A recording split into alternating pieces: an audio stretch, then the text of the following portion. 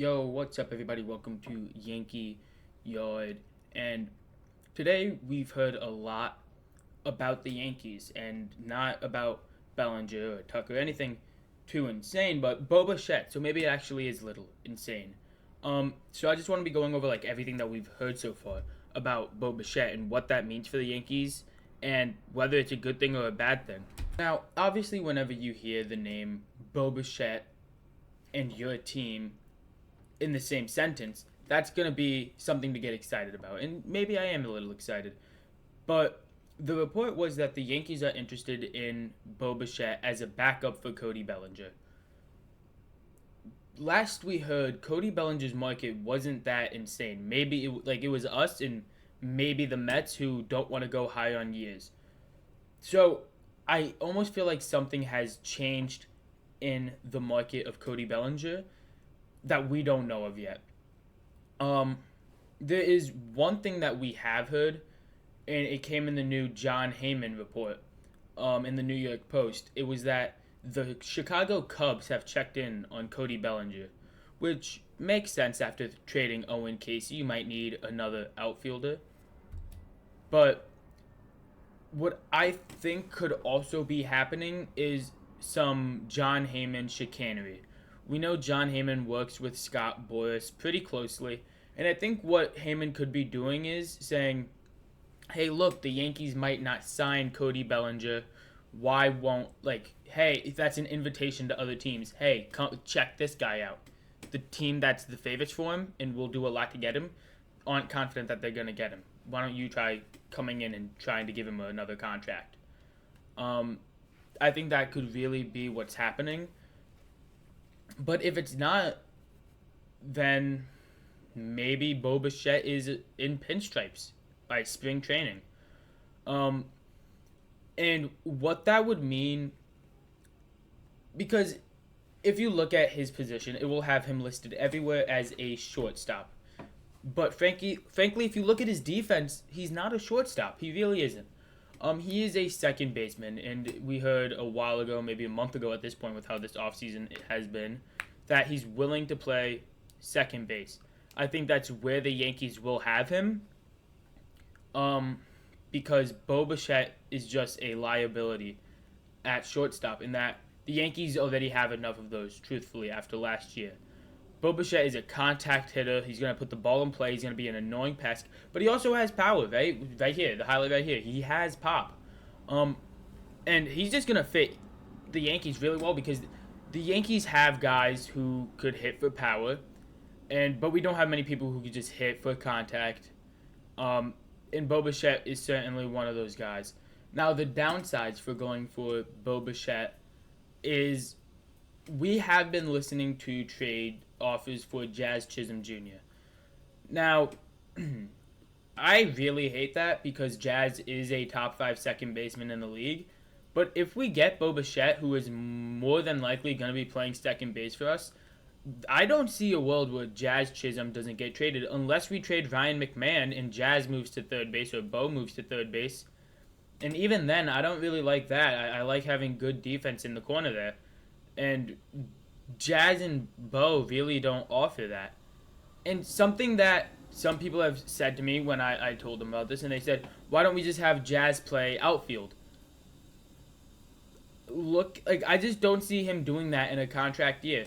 And what this really feels like to me is last year, the Juan Soto year, when we heard that the Yankees had a Zoom meeting with Max Fried.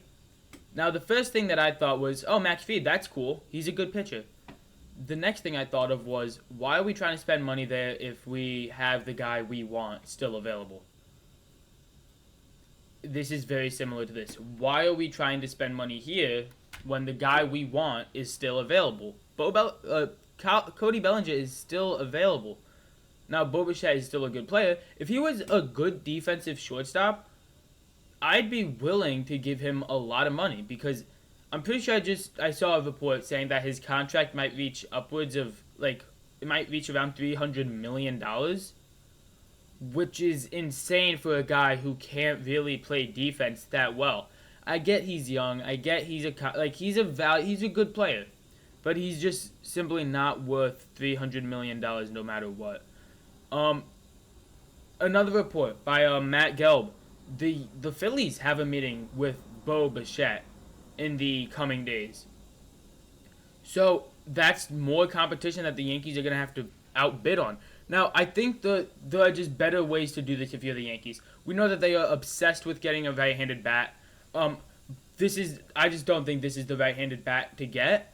Because Cody Bellinger is a platoon bat, right? It's not like he's a lefty. Like, he is a lefty, but he hits lefties better than he hits righties, right? He's pretty much a righty with better defense than Bichette at his respective position, and better offense. As a lefty who hit 29 home runs and all 29 went to right field, that plays in Yankee Stadium. Bichette, I just don't think his style of play will translate as good as Cody Bellinger's can translate. I just don't want, I don't want this to happen. I'm going to be honest. We're a better team with Cody Bellinger and Jazz Chisholm than we are with Bichette and whoever we would get from trading Jazz. And another thing that came out of that report by John Heyman in the New York Post is, since the Yankees lost Edward Cabrera, we now know who they are going to go after. And there are two names. That is Mackenzie, Gore, and Freddy Peralta. I'll get to Freddy in a minute, but I want to talk about Mackenzie, Gore right now. Well, I'll stick with Edward Cabrera for a second because we know what they wanted and we know what we were giving them. Apparently, they really like George Lombard, but the thing that Heyman said was Lombard isn't untouchable. Do I agree with that? Not really. I'm not that huge on Lombard. I like some other prospects in our farm system more than Lombard. But yeah, normally I wouldn't have traded Lombard for Edward Cabrera either. The prospects that Eric from Barstool tweeted out, he was correct about those. It was Ben Hess, Dylan Lewis, and like a third prospect who's not as good. But Mackenzie Gore is a lefty, which maybe the Yankees have an abundance of, but with the short porch in right field, it doesn't hurt at all to have left-handed pitches to limit the damage a lefty could cause to right field in Yankee Stadium. But he just has swing and miss stuff. He's still young, has team control, I think 2 years of team control, and young, nasty, and just has so much potential. It reminds me of the Garrett Crochet trade in a way. Now, do I think he could be what Garrett Crochet is? Probably not. Because Garrett Crochet, is he going to end up a top 2 finisher in Cy Young? Probably not. But he's going to have the chance to be a potential number 2 pitcher for the Yankees in about 4 years, or 3 years, 2 years maybe, if we could bring him back for those. There he is striking out Ryan McMahon. His fastball is really nice. I mean, all of his pitches are nice. He just is one of those guys where limit the walks and you have a star. And I think that we're really going to see, whatever team trades for him is really going to be able to bring the best out of him. And this is probably the trade that I would like the most if I was the Yankees, rather than Freddy Peralta, because Freddy Peralta is a rental. As I just said a minute ago, the Yankees are also interested in Freddy Peralta. We kind of knew that, but it's nice to have some real confirmation. Now, Freddy Peralta is a better pitcher than Mackenzie Gore, than Edward Cabrera, than Tatsuya Amai, most likely. Freddy Peralta finished the year last year with 176 innings pitched, a 2.70 ERA, which was 47th in the league, and 204 strikeouts, which was 9th in the league. 193 batting average against. He's really good. He's arguably, if we traded for Mackenzie Gore, I'd be really happy. But if we traded for Freddy Peralta, I would be more excited because Freddy Peralta is such a good pitcher. He would easily be our number 2. to start the year. Maybe our number one, depending on how much we view the difference between Freddy and Feed. Um, I think he would be our number 3 when healthy. He would probably be behind Garrett Cole and Max Feed. But also we're relying on Carlos Rodon and Garrett Cole to be completely healthy. Freddy Peralta is just good at everything. Good fastball velos. Maybe bring up the walk, or I guess lower the walk rate here. And just he's such a nice pitcher, and I think that we would have to give up a lot, and the problem is he is a rental, and the Yankees have a problem with rentals. Juan Soto left us. Devin Williams left us, for better or for worse. Cody Bellinger might leave us. So if we traded prospects, who it would probably take a lot of prospects. I could see Spencer Jones, maybe Jason Dominguez, Carlos Legrand, Elmer Rodriguez Cruz. Not all these guys together, but just listening. Apparently Lombard is untouchable, which he should be in this trade for a rental. Like the only guy who I'm like, yeah, let's trade him for is like Scooble, who Heyman reported that we had interest in, or that we contacted and checked in on him, be like, yo, what'd it take? But they got the feeling it would take half the team, which probably includes Lombard, Ben Rice, Schlittler.